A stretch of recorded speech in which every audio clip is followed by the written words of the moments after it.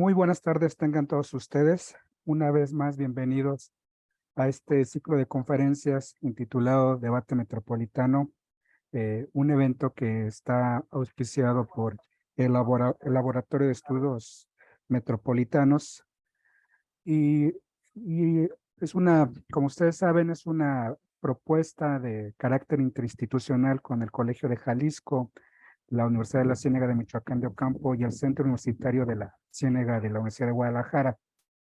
El día de hoy tenemos como invitado especial al doctor Everardo Chiapa Aguillón, que nos presentará una interesante conferencia y rápidamente me permito presentarlo. Él es doctor en políticas públicas y maestro en administración y políticas públicas por el Centro de Investigación y Docencias Económicas, el CIDE, y licenciado en economía por la Universidad Autónoma del Estado de Hidalgo. Ha sido catedrático a nivel licenciatura y posgrado en programas académicos de ciencia política y administración pública, economía y políticas públicas. Es miembro del International Public Policy Association y de la Red de Investigadores en Gobiernos Locales Mexicanos. También es director editorial de la revista Ciencias Sociales, que es de carácter multidisciplinario, y ha participado en proyectos de investigación en instituciones como el CIDE, el CIESAS, que es el Centro de Investigación y Estudios Superiores en Antropología Social, y el Colegio del Estado de Hidalgo. En el año de 2018 ganó el primer lugar del Premio Nacional de Transporte Urbano y Movilidad. Actualmente se encuentra realizando una estancia postdoctoral, desarrollando un proyecto sobre políticas públicas metropolitanas. Se especializa en estudios sobre movilidad y transporte, las asociaciones público-privadas, en temáticas de la sociedad civil organizada, evaluación y gobiernos locales, y asimismo se desempeña como consultor independiente en temas de evaluación, organizaciones de la sociedad civil y el desarrollo sostenible. Es un gusto tener de nueva, bueno, un invitado de lujo. La verdad, teníamos muchas ganas de escucharte y conocerte, estimado Everardo, y pues te escuchamos con muchísima atención en la temática que ahora nos vas a presentar para generar pues un diálogo y un debate al respecto. Pues muchas gracias, Alberto. Para mí es un honor estar aquí presente con ustedes y contribuyendo en las actividades que tiene a bien organizar el Laboratorio de Estudios Metropolitanos, así en conjunto con el Colegio de Jalisco, la Universidad de Guadalajara y la Universidad de la Ciénega.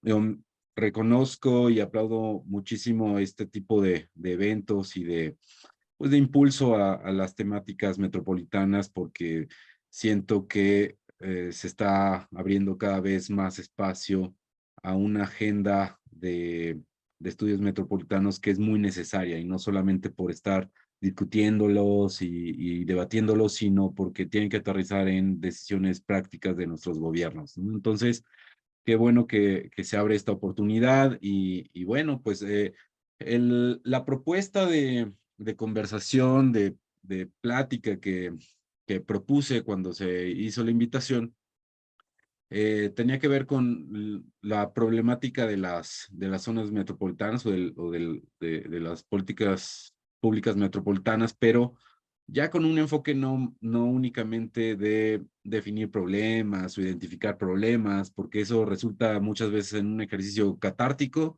donde todo el mundo nos quejamos y todo el mundo estamos, digamos, muy atento de lo que no funciona en nuestras ciudades, pero que no termina por cuajar en una agenda de políticas públicas.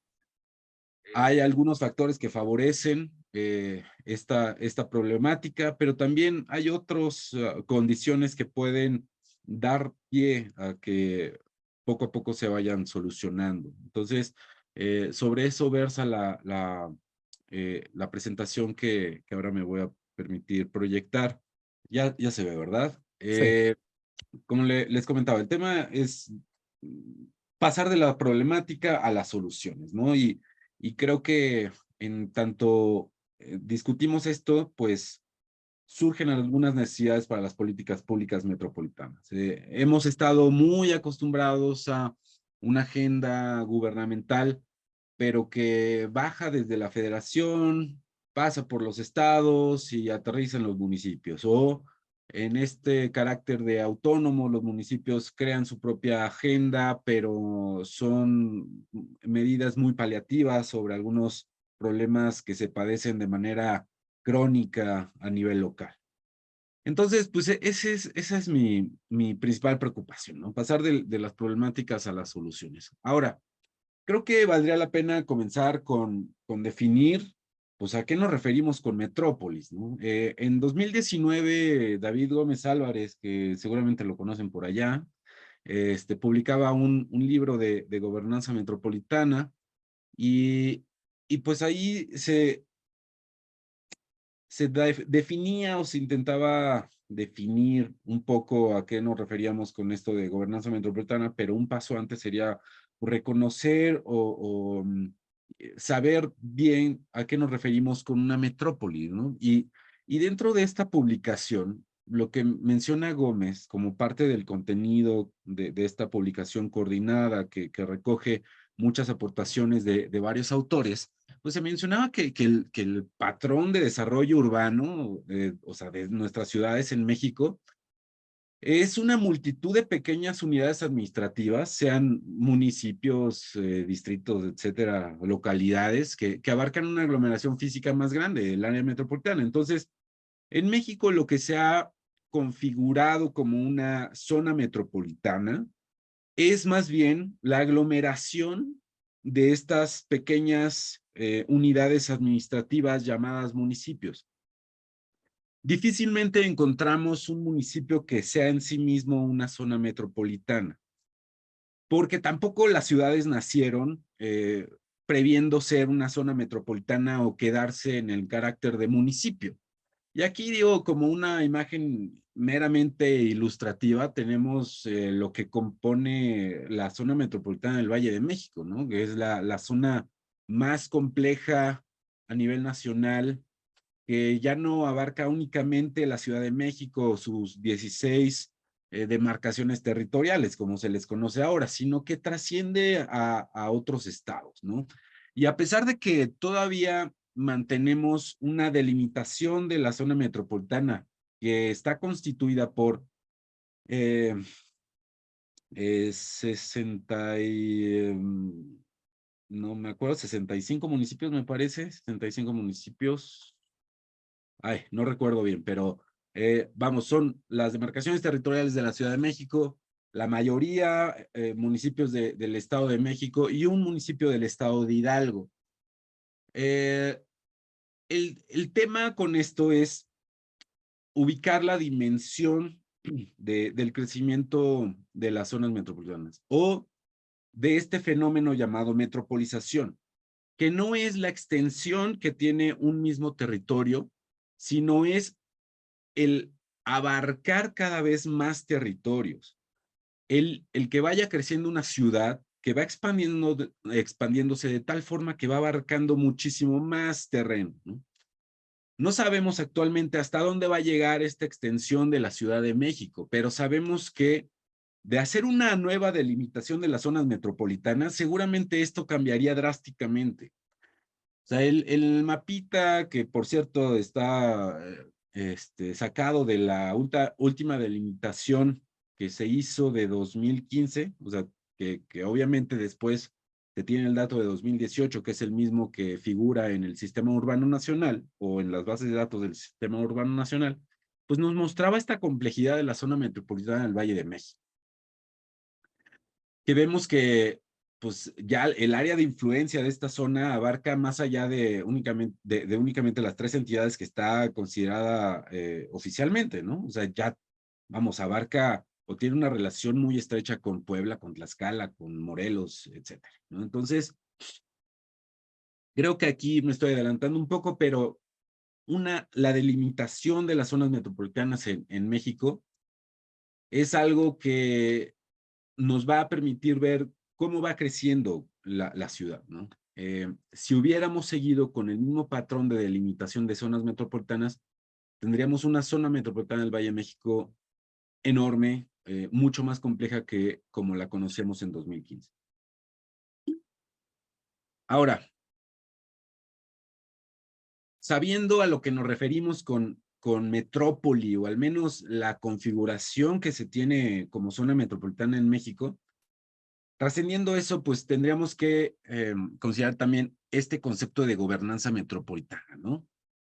Hay asociaciones que se dedican al estudio de la gobernanza metropolitana, así como también hay grupos, ¿no? Y una agenda muy amplia que se dedica meramente al estudio de la gobernanza. Pero tanto la gobernanza como las metrópolis por separado, si son complejas de definir, ahora sumemos esa complejidad en el concepto único de gobernanza metropolitana, que también, refiriendo nuevamente a este texto de Gómez Álvarez, se dice que la gobernanza metropolitana a veces se reduce a órganos que no pueden tomar decisiones vinculantes y dependen de la voluntad política de los actores. Es decir, se ha ido pervirtiendo este concepto de gobernanza metropolitana hasta el hecho de considerarle la conformación de órganos participativos que más o menos atiendan una agenda que tiene que ver con las zonas metropolitanas. Pero no nos queda claro ni la participación que tiene cada actor relevante dentro de los estudios metropolitanos, ni la incidencia que tiene esta participación, ni el alcance que pueden tener estos órganos que no son propiamente una figura administrativa, ¿no? O sea, vuelvo al tema de que las zonas metropolitanas están compuestas por varias unidades administrativas llamadas municipios. Entonces, ¿hasta dónde se puede hablar de una gobernanza metropolitana y de un gobierno metropolitano cuando no existe esta figura administrativa, al menos en México? Esto no quiere decir que no haya políticas públicas metropolitanas, porque la Constitución en el artículo 115, referente a los municipios, también abre la posibilidad de asociación de los municipios. El tema tiene que ver también con la voluntad que tienen los gobiernos por asociarse. Es decir, que no sean objeto de las agendas gubernamentales que van de arriba hacia abajo, sino que sean proactivas en la atención de los problemas públicos que también tienen o comparten con las jurisdicciones adyacentes, o sea, con el municipio vecino. En ese sentido, creo que todavía hay un trecho muy amplio por recorrer en este camino de la gobernanza metropolitana, siquiera para definirle. Y aún más complejo es pensar en la practicidad que tiene la gobernanza metropolitana en nuestra realidad mexicana.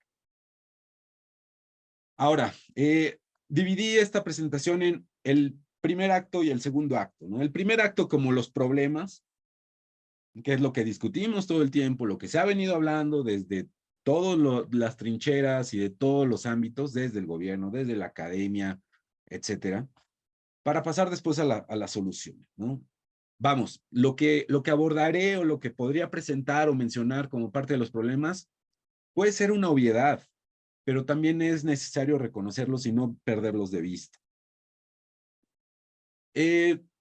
Dentro de las ciudades o como habitantes de las ciudades, ¿no? Sabiendo que alrededor del 70% de la población se habita en un espacio urbano, pues reconocemos este tipo de problemáticas, ¿no? El transporte y la movilidad, la vivienda asequible, o sea, la calidad de vivienda que se puede tener en el centro o en la periferia, que difiere bastante, los problemas de seguridad, y la modalidad de los delitos que se van dando cada vez más en las ciudades, las externalidades también de la actividad económica que afectan a la población y a los habitantes de nuestros espacios urbanos, y pues una fuente de todos estos problemas que también es el crecimiento y atracción poblacional. Iba a decir el crecimiento natural de las ciudades, pero bueno, creo que México conserva también una tendencia pues constante en el crecimiento poblacional y eso también afecta en todos los aspectos anteriores.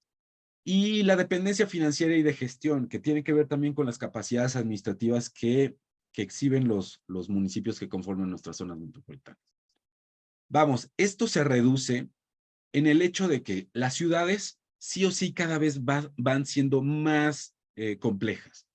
Y así como se complejiza la ciudad en sí misma, por el crecimiento poblacional o por la infraestructura, etcétera, asimismo los problemas.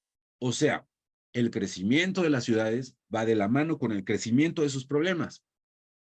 Una, porque entre más población hay mayor demanda por servicios públicos.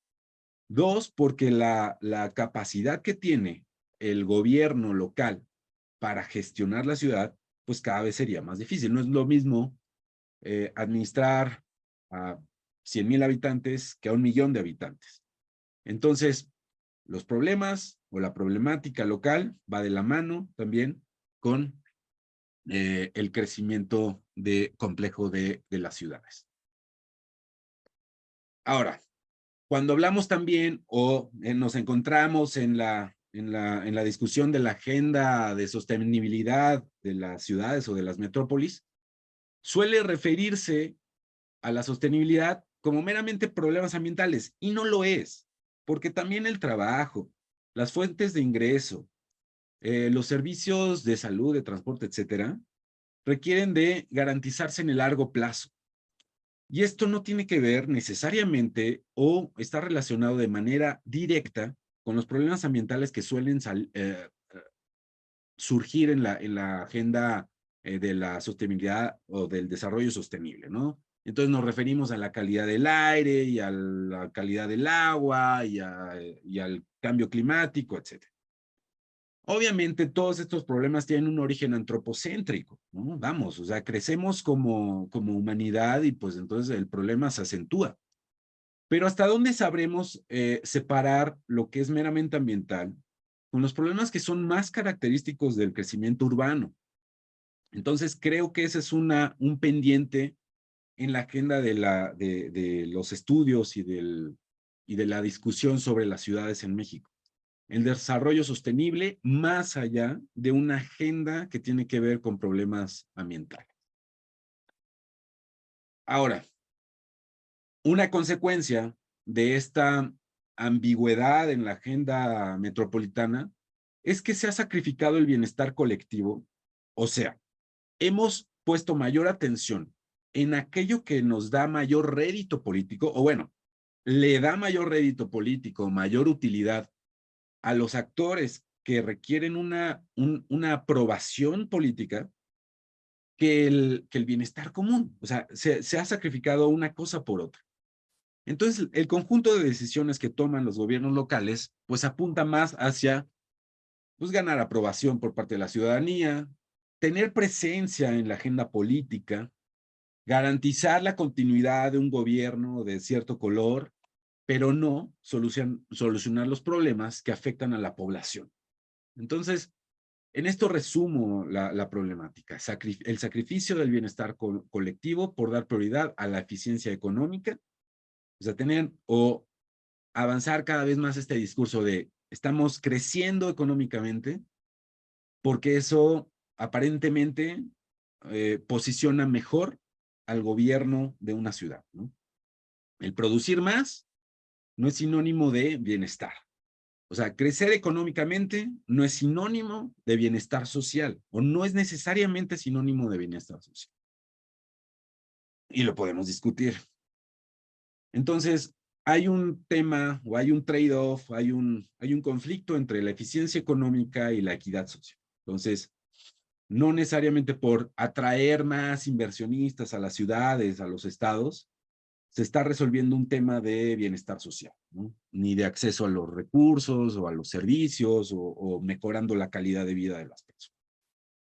Ahora, hablando ya en términos del territorio, del crecimiento territorial, pues existe una paradoja entre pues tener cada vez más fragmentado nuestro territorio nacional en más de 2,469 municipios y a la vez tener ciudades más grandes. Entonces, ¿qué es lo que está pasando? ¿Una fragmentación del territorio o un crecimiento o una integración de las ciudades? Entonces parece paradójico, ¿no? ¿Cómo es que vamos creciendo en ciudades, pero cada vez queremos tener unidades administrativas más pulverizadas, ¿no? Más atomizadas, más fragmentadas? Entonces ese es un tema importante.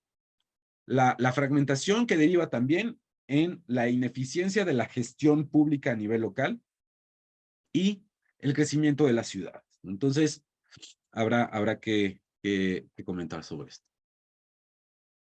Ahora, segundo acto, las soluciones. Y no es que esté hablando de los problemas y de las soluciones como algo que tenga un orden cronológico estricto, ¿no? Porque pues no empieza uno cuando acaba el otro.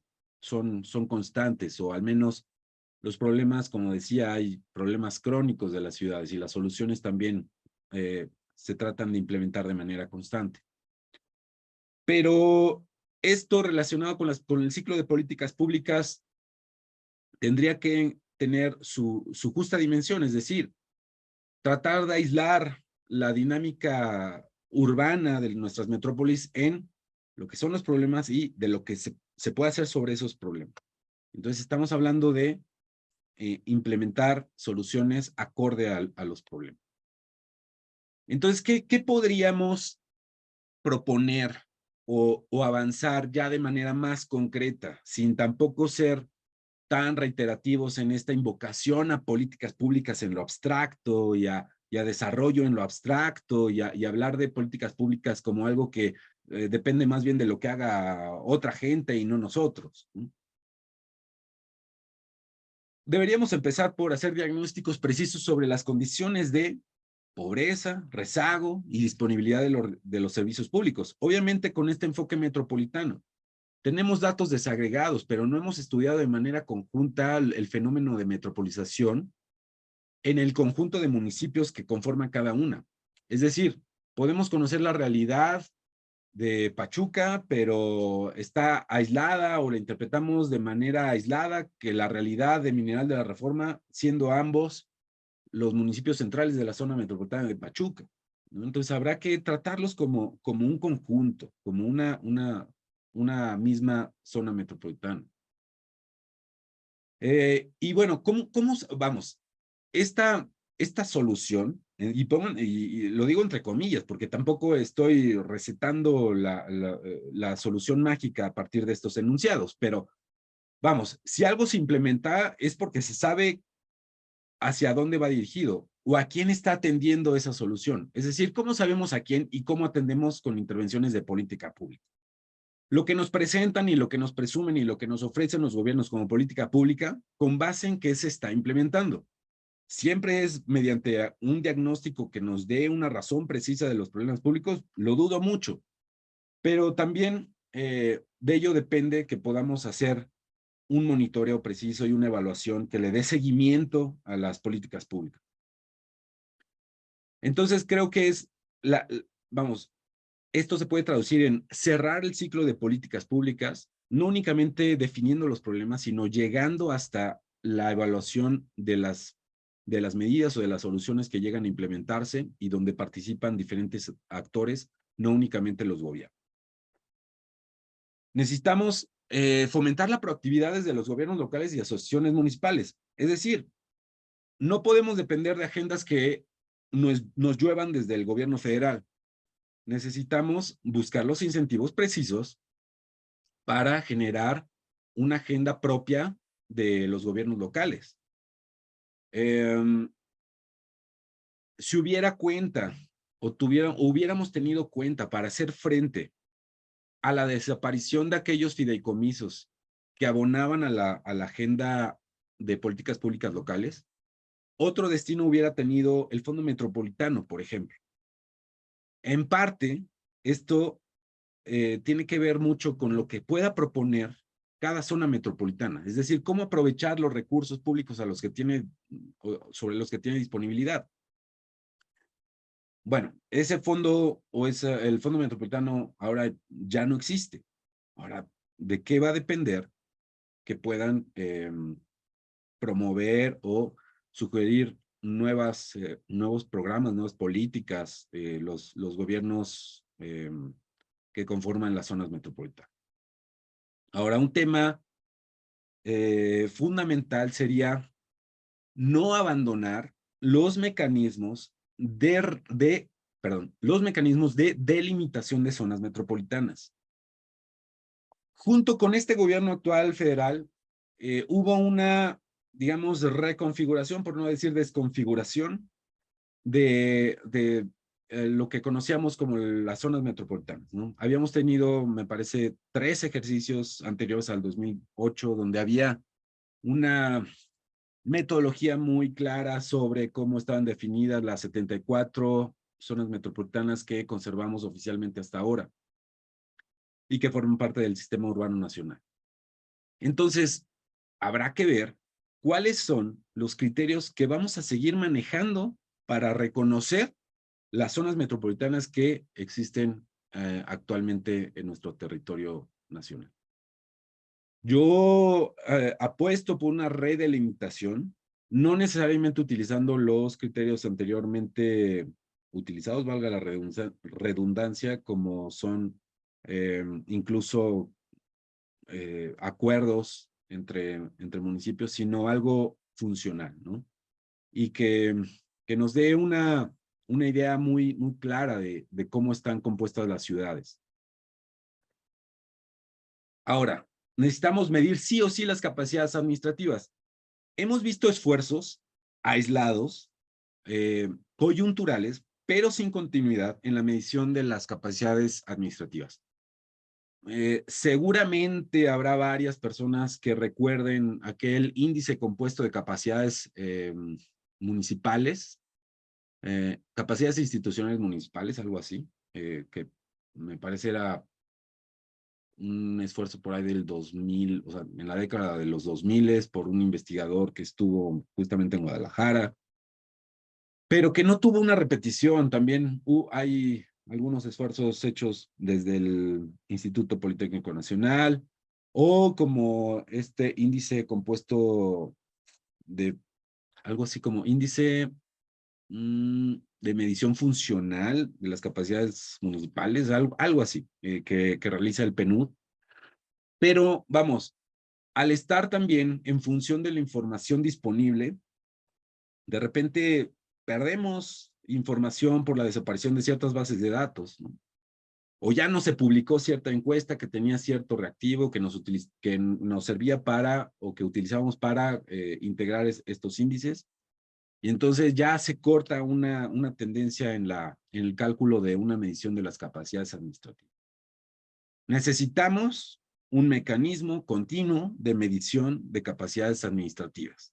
Y esto no necesariamente tendría que ser a voluntad de los gobiernos, sino tendría que, o sea, de los gobiernos locales. Creo que tendría que estar coordinado por instancias que puedan tener la cobertura suficiente en cuanto al manejo de información.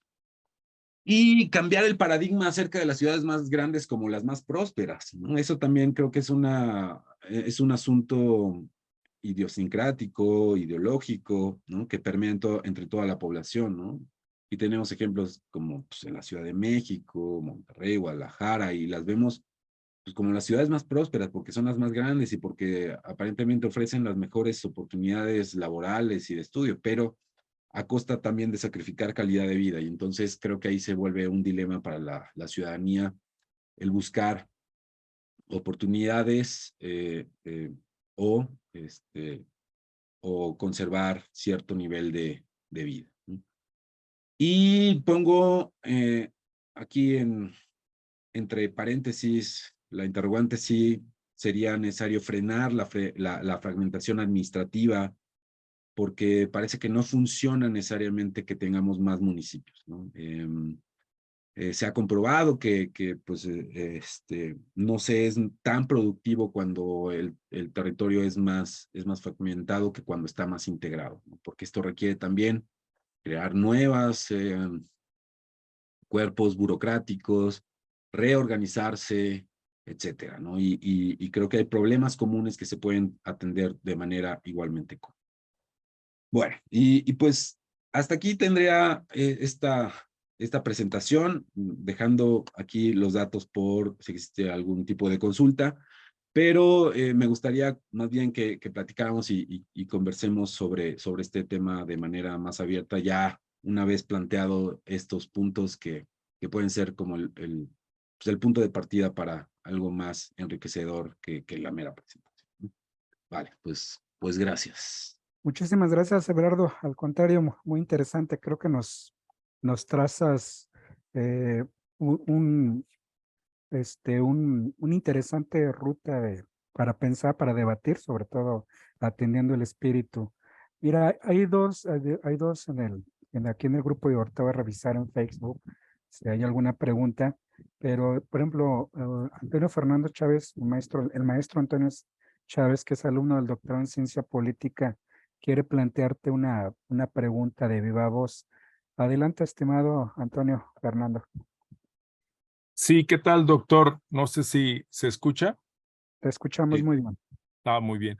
Doctor, desde un enfoque municipalista había una vertiente de análisis en donde se asumía el poder municipal con una lógica más de los vecinos. Por esta última parte que acabas de mencionar, de entre más fragmentados y entre menos, se veía desde el enfoque de entre menos pretextos jurídicos, entre menos elementos jurídicos para poder ser gobiernos locales, o sea, es decir, así como eh, este, em, el número de población, el número de kilómetros, y en contra, pues, del poder municipal, diríamos, del poder de los vecinos, del poder ciudadano. ¿Cómo ves este enfoque? Eh, Porque, bueno, también está la otra lógica, entre vecinos nos podemos arreglar y podemos hacer propuestas. Desde luego la complejidad de ser, como dijiste ahorita, 70 o 60 municipios, bueno, pues es una gran complejidad. Pero digo, aquí en la zona metropolitana somos alrededor de 9 municipios, pues, y muchos de las áreas de los municipios reclaman tener una autonomía, reclaman ser municipios. Hoy estuvimos en Santa Anita y tradicionalmente ahí Santa Anita siempre ha tenido la motivación de ser un gobierno local, un gobierno municipal. ¿Cómo ves, doctor? Pues mira, yo regresaría al tema de lo que era o lo que sigue siendo la delimitación actual de las zonas metropolitanas. Si mal no recuerdo, los criterios que se utilizaban era la población, digamos, flotante, por así decirlo, entre municipios, ¿no? Entre el municipio central y los municipios colindantes.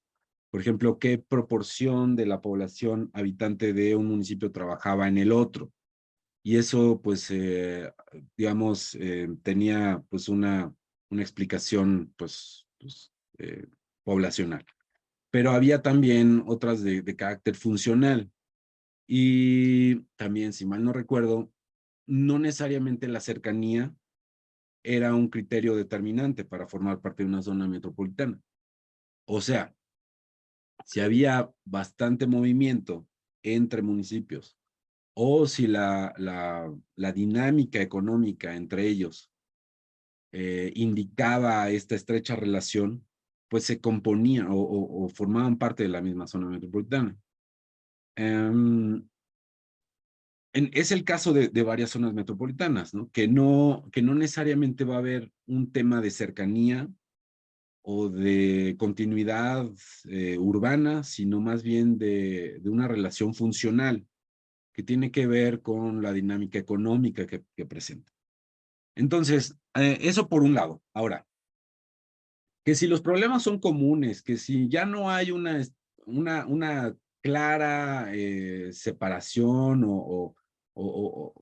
sí, una diferenciación limítrofe entre los municipios que conforman una zona metropolitana, pues sí comparten problemas, ¿no? O las problemáticas son comunes.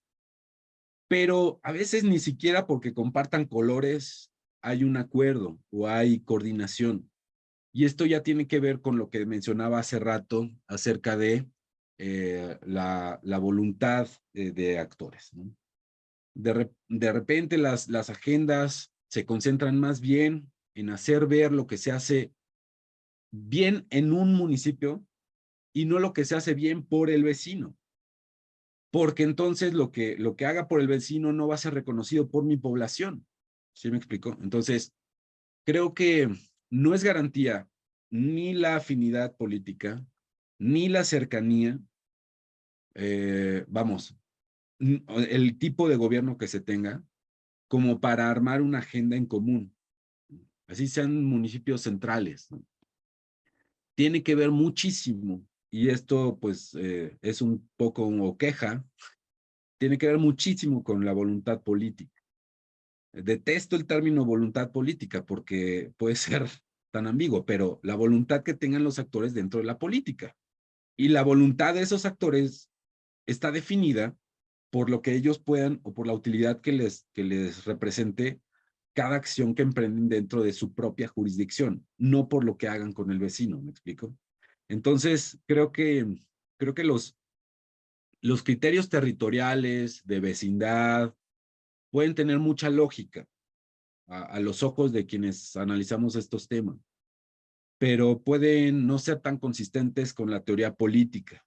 Y eso puede ser incluso más determinante que la propia conformación territorial de las zonas metropolitanas. No sé si más o menos va en ese sentido el comentario, pero creo que, bueno, es desde mi percepción lo que yo podría decir. Muy bien, doctor. Muchas gracias, doctor. Muy bien, mira, tengo una pregunta por Facebook, pero no sé si antes el maestro Héctor Castellano, que es un asiduo de estos espacios y que trabaja tiene mucha experiencia, es ingeniero de formación, pero tengo entendido que trabaja ahorita en la Junta Intermunicipal del Medio Ambiente de los Altos Sur. Estimado Héctor, perdona, no sé si tengas alguna inquietud para nuestro ponente. Después de la de Facebook. Ok, perfecto. Muy bien, mira, Berardo, de Facebook hay una pregunta de David Or, está su nombre. Nos dice, buenas tardes, doctor Eber. ¿Podría darnos algunos ejemplos de casos de éxito donde se hayan implementado las soluciones que plantea? No, y justamente porque lo que planteo son cosas que yo no he visto en ninguna agenda. A ver, tenemos experiencias en la conformación de algunas instancias metropolitanas, justamente Guadalajara, y no estoy seguro que tenga continuidad, pero en algún momento conocí cuando era iniciativa, el IMEPLAN, me parece, ¿no? Es Instituto Metropolitano de Planeación, que pretendía pues, ser este tipo de órganos de los que hablábamos anteriormente, pero estas experiencias pues suelen no trascender en tanto están también en función de los periodos administrativos de los municipios, ¿no? También valdría la pena resaltar que cuando nacen este tipo de órganos, no necesariamente se hacen bajo una lógica de las problemáticas o de las políticas públicas que pueden atender problemáticas sociales. ¿A qué me refiero? A que también hay una especie de ambigüedad entre lo que se entiende por planeación. Y es el caso de Pachuca. Acá existe un Instituto Municipal de Investigación y Planeación. Es meramente, no atiende temas necesariamente metropolitanos, sino municipales, pero la conformación de este instituto está sesgada a ciertos perfiles profesionales, específicamente a la arquitectura. Se ha tenido esta idea muy arraigada de que la planeación tiene que ver con el trazo urbano o el ordenamiento territorial local, y no es así. O sea, la planeación va más allá del ordenamiento territorial. Tiene y toca temas sobre cualquier tipo de problemática social, y eso es lo que no hemos acabado de desambiguar, ¿no? Hay una grave ambigüedad acerca de lo que es planeación.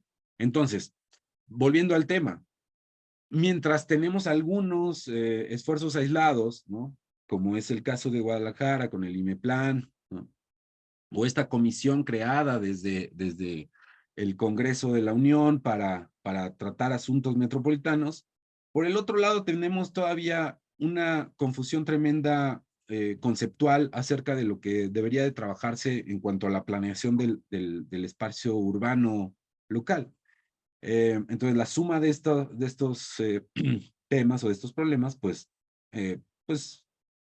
se potencia, ¿no? Entonces,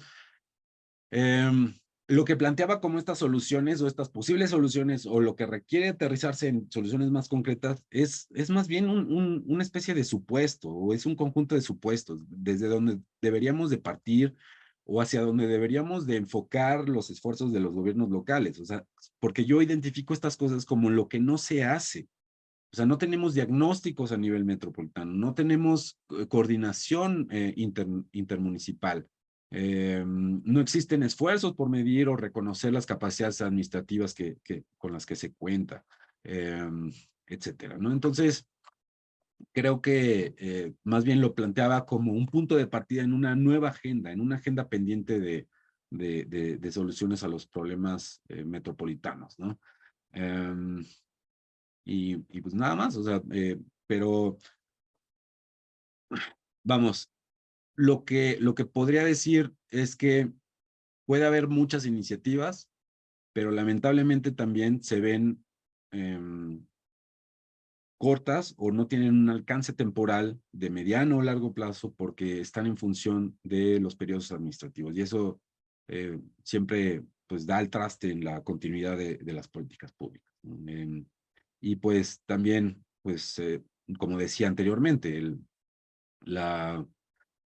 la desconfiguración que acompaña este gobierno federal, pues no nos ha permitido darle continuidad la delimitación de las zonas metropolitanas como la conocíamos. Entonces, creo que ahí tiene mucho trabajo por hacer la SEDATU, el CONAPO, y otras instituciones del orden federal pues, que han abandonado un poco este tema o la agenda metropolitana por poner atención en temas como, por ejemplo, la habilitación de cada vez más infraestructura en zonas de atención prioritaria, que digo, no es que esta sí no es queja, pero creo que las agendas tendrían que ser complementarias con otros temas, ¿no? Y no únicamente el dotar de más infraestructura porque es lo tangible y lo que más puede percibir la gente como un avance en sus localidades, ¿no? Muy bien, Everardo. El maestro Héctor Castellanos, adelante, te escuchamos. Perfecto, mucho gusto, doctor Everardo Chapa. Mi nombre es Héctor Castellanos, bueno, actualmente soy doctorante en Ciudad y Territorio y pues si bien mi pregunta va derivada en lo siguiente, si bien siempre podríamos tener un sesgo, bueno, puedo tener un sesgo derivado de que las políticas que tanto en la academia como en la práctica me ha tocado enarbolar, pues tienen un sesgo territorial o un sesgo enmarcado a veces a un bien de uso común como podría ser el agua o a un bien natural. Pero desde qué perspectiva, mi pregunta es, desde qué perspectiva analizas esa parte, hablas de la equidad, en específico hablas de la equidad, eficiencia económica y la equidad social. Y sí, y bueno, en la parte ambiental del agua siempre colocamos pues también la sustentabilidad ambiental, aunque dices no todo es ambiental, pero ¿desde qué enfoque abordas utilizando nomás esos dos parámetros? Porque sin lugar a dudas, desde un enfoque sistémico, pues al fin de cuentas, la relación causal entre una problemática y una solución puede tener efectos diversos a diferentes escalas, es decir, a escala barrial o a escala metropolitana o a escala de un sector que comprenda un conjunto de barrios o un conjunto de colonias, puede tener diferentes efectos este tipo de soluciones. ¿Desde qué enfoque estás abordando tu investigación o esta propuesta de investigación? Gracias. Bueno, nada más aclarando un poco, no es una propuesta de investigación, ni la presentación es resultado de una investigación. Pero eso era más bien desde donde partíamos, ¿no? Que era más bien un tema a discutir y a debatir. Mira, te voy a ser sincero, no me gusta encasillar los temas en cierto enfoque, porque creo que siempre vale la pena ser multidisciplinarios y tratar de ser pues sí, multidisciplinarios, ¿no? Y no casarnos con un solo enfoque o punto de vista. Pero justamente lo que comentaba con Alberto antes de empezar esta sesión es que hoy en la mañana platicábamos con otros colegas en otro espacio sobre estos mismos temas y se hablaba también de algunos fenómenos de metropolización que tienen que ver con esta teoría de centro-periferia, ¿no? Donde el centro atrae e incluso puede expulsar, ¿no? O las ciudades también ya son expulsoras de población y otras tienen un potencial más de atractoras, ¿no? Pero también esto pega o toca el tema de la dotación de servicios públicos. Esta relación o este conflicto que yo proponía entre eficiencia económica y equidad social, lo planteaba en términos de que se ha preferido, como también lo comentaba, dar prioridad al crecimiento económico, a atraer inversión, a decir que cada vez hay más comercio o que hay más derrama económica, vamos, eficiencia económica, crecimiento económico. Si quieres, ponlo en términos de crecimiento económico versus la equidad social, en función de esta disponibilidad o acceso o cambio en la situación de acceso a los servicios públicos, considerando que no toda la población en todas las zonas que pudiéramos analizar de una misma zona metropolitana tienen el mismo acceso a los servicios. Un ejemplo clarísimo es el transporte público. Se ha preferido, y hablo en el caso pues de la ciudad que habito, pero por ejemplo acá, se ha preferido dar prioridad a un servicio monopolizado por el gobierno estatal, de transporte público, para impedir o impidiendo la entrada de servicios de plataforma tipo Uber, etc. Ahora, la oferta de transporte a la que tiene acceso la ciudadanía es este único servicio que ofrece el gobierno estatal. Y no es lo mismo la oferta que puedas encontrar en el centro de la ciudad, capital del estado, que la que encuentres 10 kilómetros hacia el sur. Porque 10 kilómetros hacia el sur no vas a encontrar siquiera alguien que esté dispuesto a traerte al centro de la ciudad por la misma tarifa que se paga por recorridos en una zona céntrica. El punto es, la gente que vive en las periferias de las ciudades no tiene el mismo acceso a algunos servicios, ¿no? Pongo el ejemplo del transporte público porque se me hace el más obvio y sobre el que he tenido más experiencia. Pero también lo mismo pasa empezando desde la vivienda y todo lo que ello implica.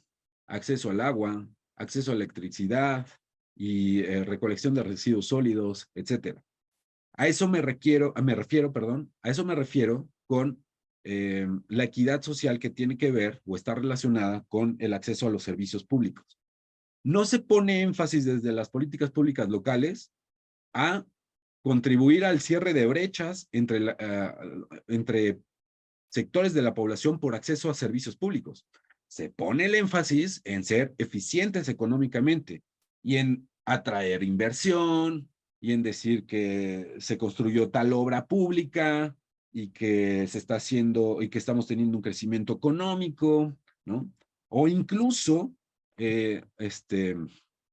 apostar por el comercio informal con tal de tener apaciguada a una población que no necesariamente,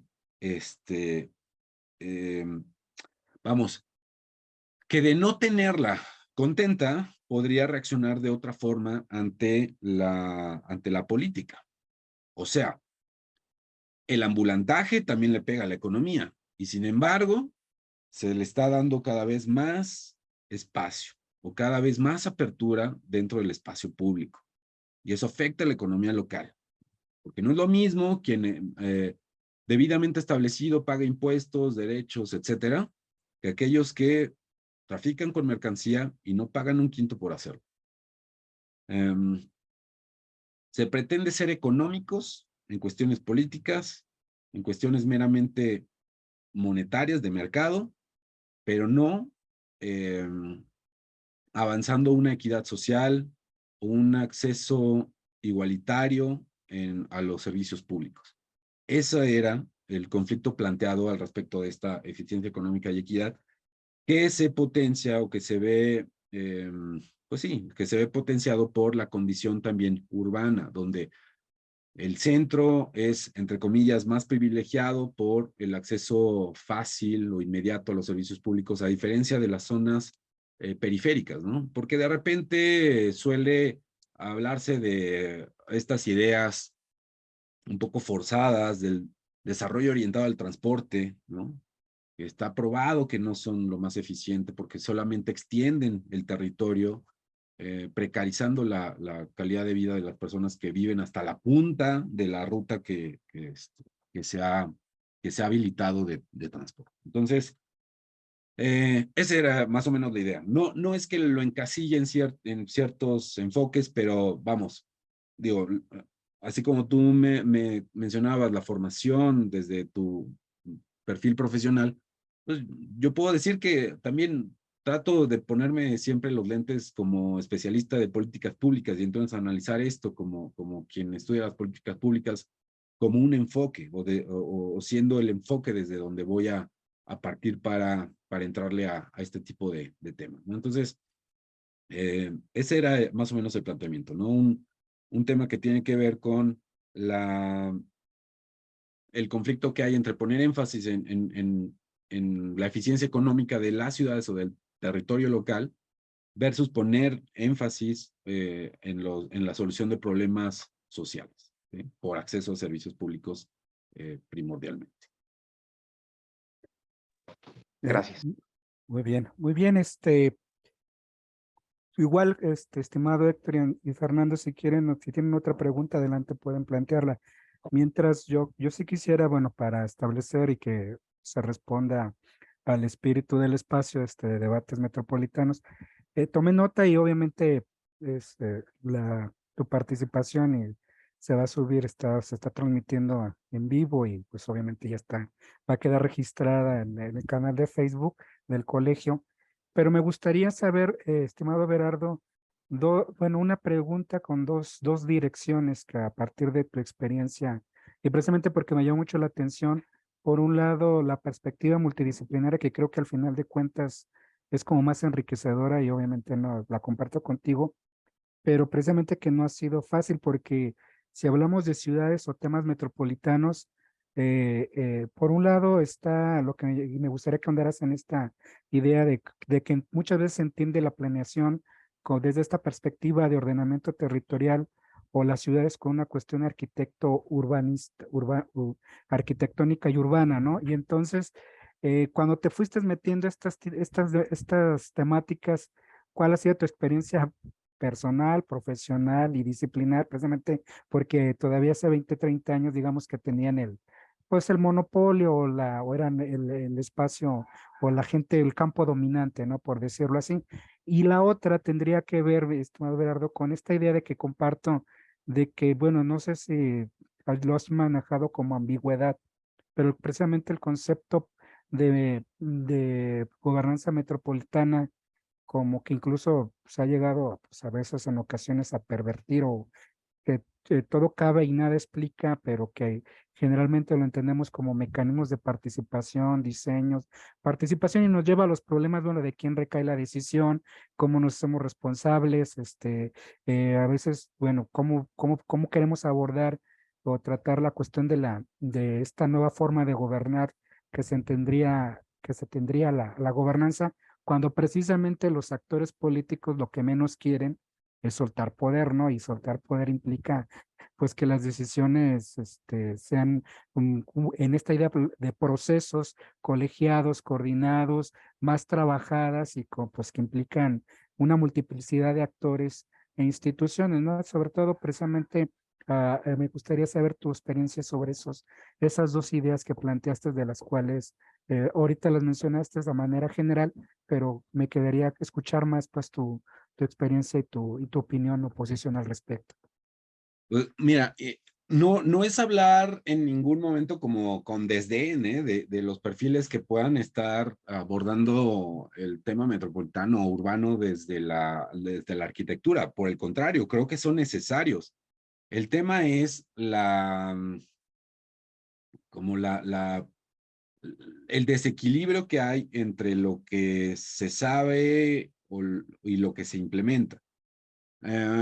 Hemos tenido experiencia, y esto a nivel nacional también, en la intervención de algunas asociaciones que no necesariamente tienen acercamiento con los gobiernos por temas, digamos, altruistas, sino porque también persiguen un objeto económico, ¿no? Entonces, asociaciones, no voy a mencionar cuáles, pero pues buscan también el avance de proyectos en obra pública. Y pues sabemos que también la obra pública es de donde hay más, bueno, me atrevería a decir que es de las actividades donde también hay una gran fuga de recursos. Entonces se vuelve un atractivo para ciertas asociaciones y grupos, sobre todo que hacen desarrollo de obra pública, para participar o en conjunto con los gobiernos. Entonces, creo que ese es el tema. O sea, no es que no sean necesarios, no es que se hable de un único perfil que requiera intervenir los problemas públicos metropolitanos, sino como lo decía también creo que era Héctor, ¿no? La multidisciplinariedad que requiere el atender los problemas, de repente pues está ausente, ¿no? Entonces, o todo es arquitectos, o todo es politólogos, o todo es economistas. Y no veo, al menos en los gobiernos locales, un conjunto o un grupo de especialistas multidisciplinario. Y creo que también eso podría ser parte de estas soluciones que hace falta aterrizar. ¿Cómo están compuestos los gobiernos locales? Que esto también se relaciona con lo que mencionábamos, ¿no? A ver, si tienes gobiernos cada vez más fragmentados, pues entonces la probabilidad de encontrar perfiles ad hoc a las necesidades que presenta tu municipio, pues va a ser menor. Vamos, no todos los municipios van a encontrar perfiles que cubran todas las necesidades técnicas que requiere la atención de problemas públicos. O sea, y esto, o sea, como indicio de esto podemos ver y analizar los datos que vienen del Censo Nacional de Gobiernos Municipales y Demarcaciones Territoriales de la Ciudad de México, donde vemos que, pues incluso el nivel de estudios, el grado de estudios promedio que tiene la administración pública local es de preparatoria. Entonces, pues ahí hay un tema, ¿no? O sea, vamos, ¿con qué herramientas profesionales, técnicas contamos desde las burocracias municipales para atender ciertos problemas? Ese es un tema, ¿no? Creo que hace falta también profesionalizar a las administraciones locales para poder avanzar en estas agendas. Igual y me estoy viendo muy exigente, pero creo que a falta de capacidades, entonces aún hace más sentido el poder asociarse con quien pueda apoyar al municipio vecino, ¿no? O armar este tipo de asociaciones intermunicipales, ¿no? Eso por el lado de estos sesgos o estas ambigüedades que se llevan hasta en la práctica, ¿no? Y por el otro lado, ¿me recuerdas? El segundo punto era que tenía que ver con el micrófono está apagado. Ah, tienes el micrófono apagado, Alberto. Perdón, te Ah, decía que el concepto de gobernanza, que precisamente claro. es todo y nada, precisamente también nosotros, para evitar eso, lo dejamos muy amplio el título, ¿no? De estudios metropolitanos, para invitar perfiles y enfoques variados y diferentes, ¿no? Claro, no, de hecho, cada que sale en una discusión este tema de gobernanza, yo me remito a Francisco Porras, que tiene un libro sobre gobernanza y en el que habla del concepto de multiplicidad babilónica, que es más bien así como una multiplicidad de significados de este mismo concepto, ¿no? esta multiplicidad semántica que existe alrededor de la gobernanza no nos permite definirlo concretamente, porque pues de repente, como dices, ¿no? Se convierte en un tema más bien de participación, y entonces pues deberíamos de hablar de participación y no necesariamente de gobernanza. Pero habrá quienes también se refieran a la gobernanza como el paradigma actual que existe en la administración pública, donde aparentemente o supuestamente entran o participan todos los elementos dentro de nuestra sociedad: gobierno, sociedad civil y sector privado, supuestamente también para una toma de decisiones conjunta, ¿no? Y no únicamente que las políticas públicas dependan de los gobiernos, sino hacer más partícipe a todos los actores. Pero esto a veces no sucede, como bien mencionas. El soltar poder significa, pues que no tengas control también de los resultados que tienen las decisiones que se toman. Entonces, por eso me refería también a los incentivos. ¿Qué incentivos se requieren para que entonces no sean únicamente los gobiernos quienes tomen decisiones, es decir, la estructura gubernamental, sino que también hagan partícipe a la ciudadanía? Ahora, hablar de hacer partícipe a la ciudadanía implica otro tema muy complejo que tiene que ver con el nivel de incidencia, que también lo mencionaba. Porque habrá gobiernos que se dediquen nada más a tomar nota de las consultas que hacen a toda la ciudadanía. Y entonces la consulta se queda en eso, y en la mera expresión de opiniones, pero no necesariamente va a tener un poder de incidir en los resultados. O sea, no se tiene una capacidad de cogestión o no empodera a la ciudadanía para siquiera la vigilancia de lo que están haciendo los gobernantes.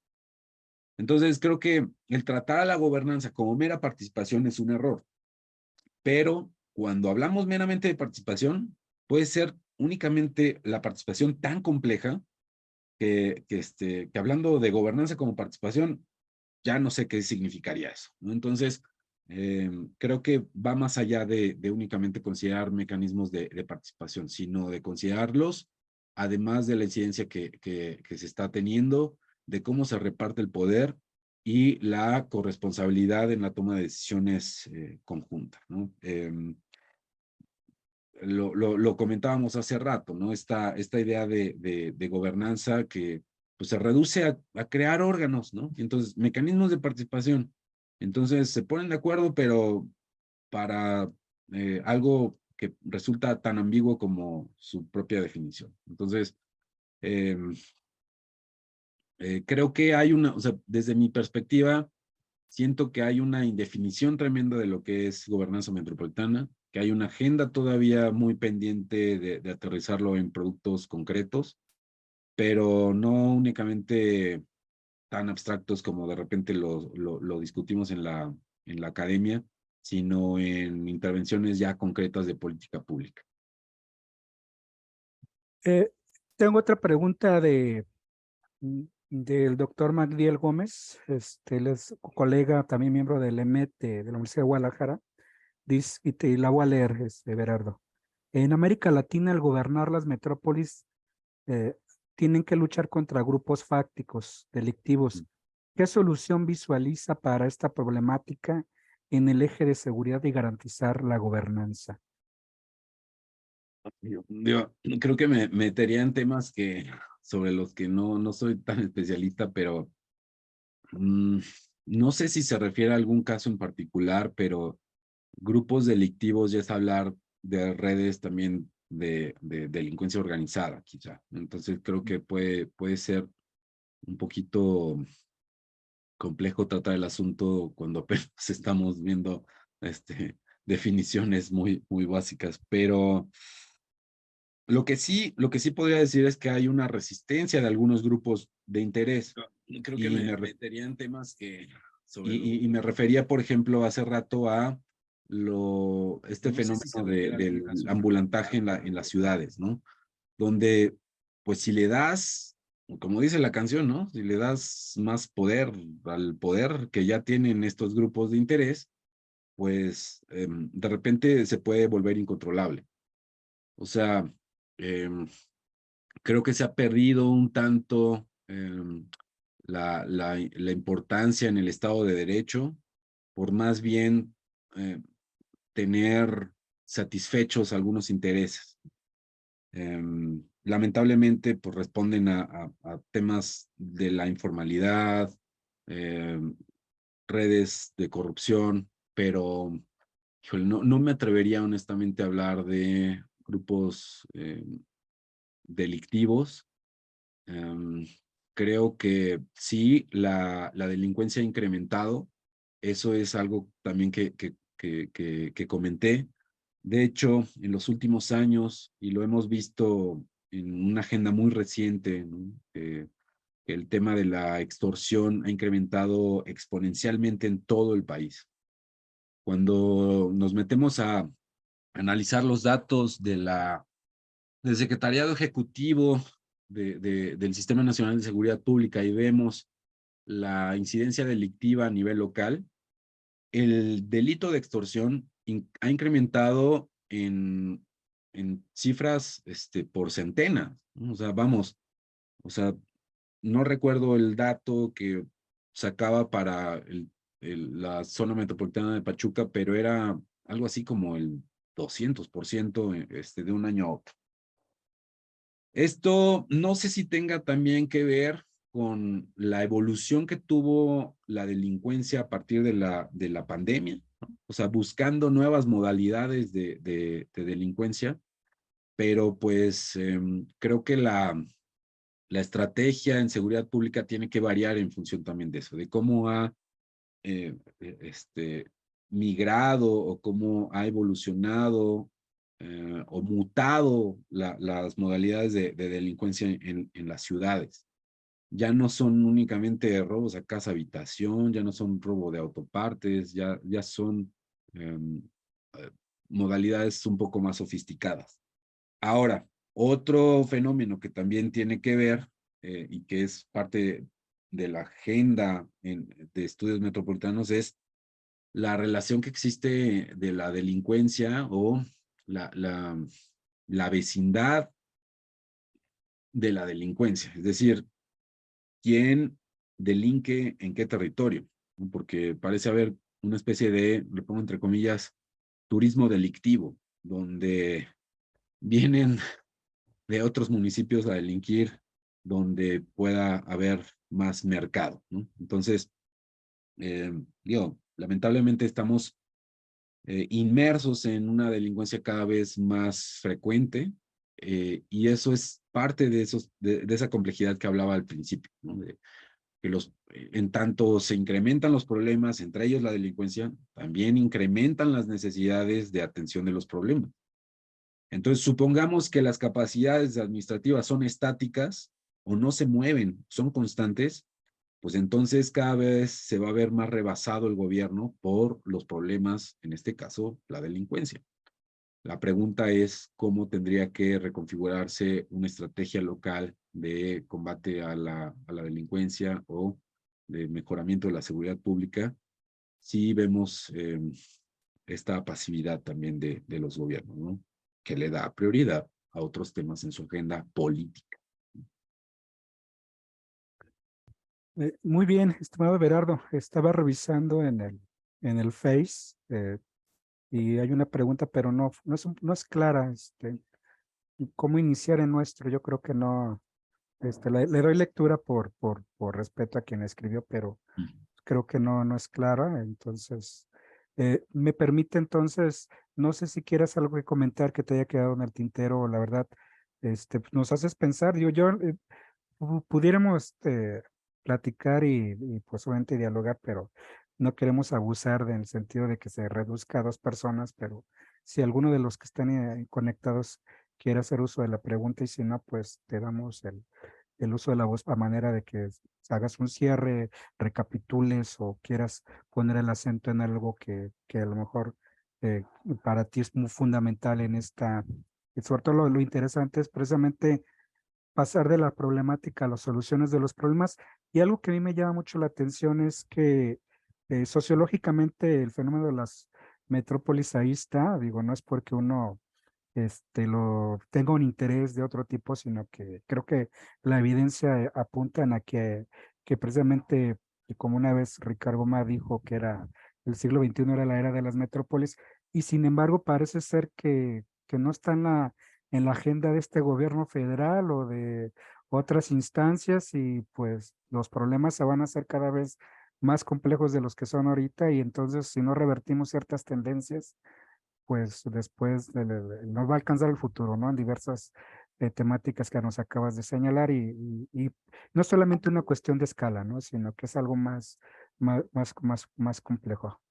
Así que te escuchamos. Sí, bueno, pues nada más para cerrar, digo, creo que recapitulando, pues sí hay vamos, tengo que reconocerlo, tengo cierta escepticismo, ¿no? Creo que es sano partir del escepticismo, pero creo que pues tendrá que pasar mucho tiempo para hacer conciencia colectiva entre los gobiernos locales y que reconozcan o reconozcamos, ¿no? Las problemáticas de las que somos parte y pues cambiar esta perspectiva política a algo más social, ¿no? Que, que lleve a la ciudadanía a, pues también a votar por lo que más le conviene, ¿no? O sea, hace unos días, hace como un par de semanas, escribía una nota en un medio local acá,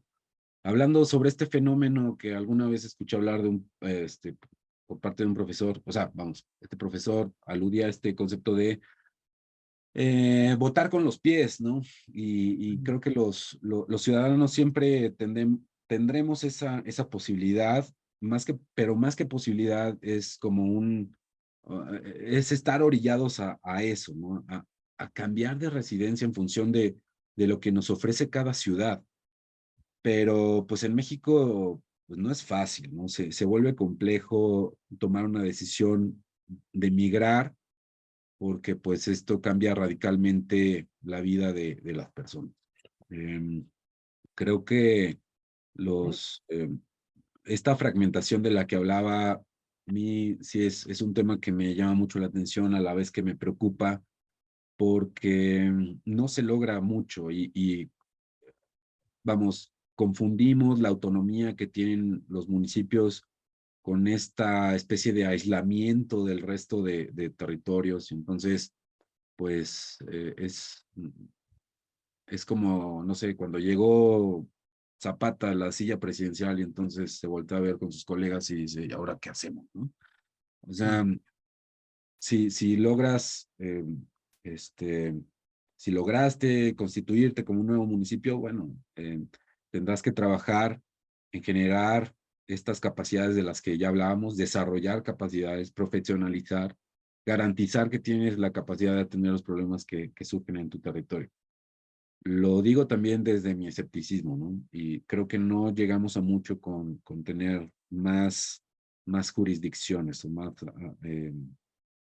pues sí, territorios, más municipios. Creo que debemos pensar, volcar la agenda de investigación local hacia las posibilidades que tienen las metrópolis, trabajar en agendas metropolitanas y que haya un esfuerzo real, no simulado, y que no responda a actores muy específicos o grupos de interés, como sucede de repente con la comisión desde el Congreso.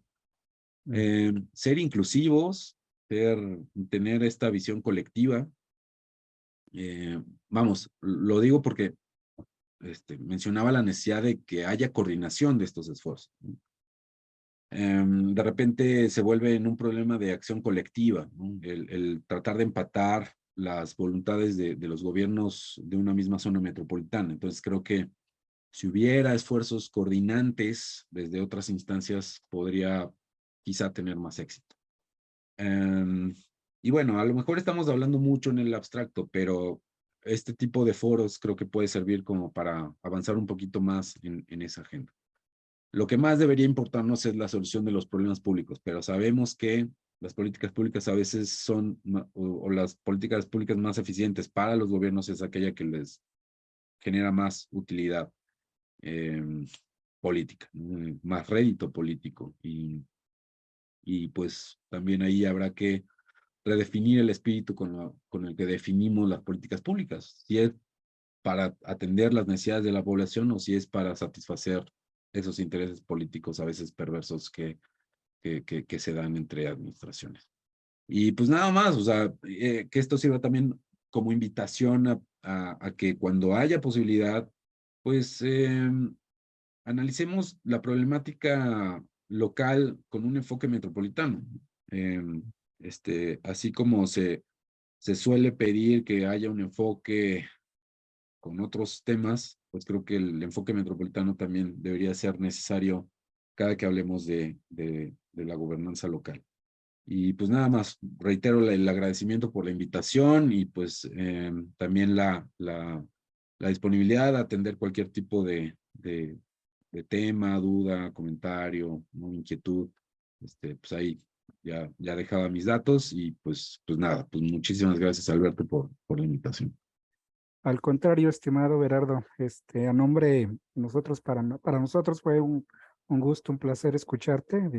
Nos dejas un punteo sobre temas para seguir pensando y debatiendo, y agradecerte a nombre del Laboratorio de Estudios Metropolitanos en la sección de debates, tu presencia y tu parte de tu tiempo, que reiterar que esta iniciativa está auspiciada por el Colegio de Jalisco, la Universidad de la Ciénega de Michoacán de Ocampo, el Centro Universitario de la Ciénega de la Universidad de Guadalajara, y agradecer también el apoyo técnico que a veces lo olvidamos de Julio Almaraz y la presencia de quienes nos acompañan, forma parte de la red, y pues obviamente invitarte aquí de manera pública para que sigamos haciendo mayor trabajo colaborativo, redes, alianzas, y estamos a tus órdenes también. Aquí tienes un espacio y encantados, y fue un placer, es un placer conocerte. Pues muchísimas gracias. Ya ves que, digo, aquí también haciendo un poco el comercial, pues Alberto también está contribuyendo con un capítulo de una publicación que justamente estoy coordinando sobre el fenómeno de metropolización con otros varios colegas, que ya estará presentándose quizá a finales de este año, pero pues es también parte de esa contribución e interés por avanzar nuestra agenda metropolitana. Y pues de nuevo, pues gracias al Colegio de Jalisco y a las demás instituciones. Y pues aquí estamos y por supuesto, ¿no? O sea, te tomo la palabra y creo que me gustaría seguir apoyando en este tipo de charlas, de pláticas y de trabajo académico que podemos estar realizando de manera. Perfecto, y pues entonces que quede el compromiso de que cuando salga publicado lo presentemos en estos espacios, y Por supuesto. algo vendrá, porque la agenda, ya viste, también hay estudiantes de los posgrados de diversas de aquí del occidente que están muy interesados, y estamos pues a tus órdenes para seguir colaborando. Y de nueva cuenta, muchísimas gracias. Dale, pues un saludo y abrazo a todos. Saludo, abrazo a todos, buenas tardes, hasta luego, nos vemos en la próxima sesión.